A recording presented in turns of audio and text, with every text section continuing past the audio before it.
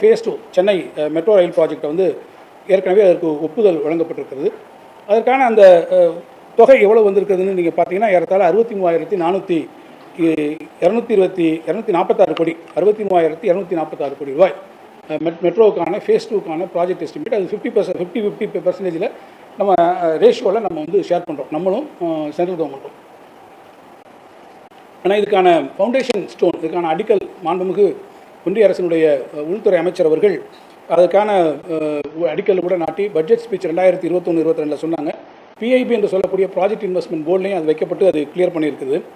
ஆனால் இன்றைக்கு வரை அதுக்கான பணம் வந்து அங்கேருந்து ஒதுக்கப்படவில்லை என்பதும் மிக முக்கியமாக இங்கே நான் சுட்டிக்காட்ட விரும்புகிறேன். அதுக்கு என்னென்னா, அதே காலகட்டத்தில் சொல்லப்பட்டிருக்கக்கூடிய மற்ற மாநிலங்களில் இருக்கக்கூடிய ப்ராஜெக்ட்ஸ்க்கு இதுக்கான பணம் போயிருக்கு. ஆனால் நமக்கான பணம் என்பது வராமலே இருக்கிறது. நான் இன்னும் கூட உங்களுக்கு இந்த மெட்ரோ ரயிலை பற்றி நான் சொல்லணும்னு பார்த்தீங்கன்னாக்கா, மற்ற மாநிலங்களுக்கு ஒரு ஒப்பீடுக்கு சொல்கிறேன். மகாராஷ்டிராவில் இருக்கக்கூடிய மற்ற மாநிலங்களுக்கு ஏறத்தாழ 28,493 கோடி ரூபாய் அவங்களுக்கு. கர்நாடகாவில் 17,532 கோடி ரூபாய் ஒதுக்கும். டெல்லி அண்ட் உத்தரப்பிரதேசில் பார்த்தீங்கன்னா 16,189 கோடி ரூபாய். டெல்லி, ஊபி, ஹரியானா அந்த இதில் பார்த்தீங்கன்னா 13,424 கோடி ரூபாய். வெஸ்ட் பெங்காலுக்கு பார்த்தீங்கன்னா 13,109 கோடி ரூபாய். குஜராத்துக்கு 12,867 கோடி ரூபாய். உத்தரப்பிரதேசுக்கு 11,565 கோடி ரூபாய். நான் இப்போ சொல்லியிருக்கிறது எல்லாமே 10,000க்கு மேற்பட்டிருக்கக்கூடிய 10,000 கோடி ரூபாய்க்கு மேலே.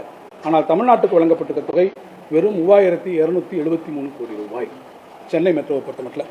ஸோ இதிலிருந்தே நமக்கு வந்து தெரிஞ்சுக்கலாம் எந்தெந்த மாநிலங்களுக்கு எப்படி அதிகமான நிதி ஒதுக்கீடுகள், தமிழ்நாட்டுக்கு ஏன் இந்த குறைவு என்பதை நீங்கள் புரிந்து கொள்ள முடியும்.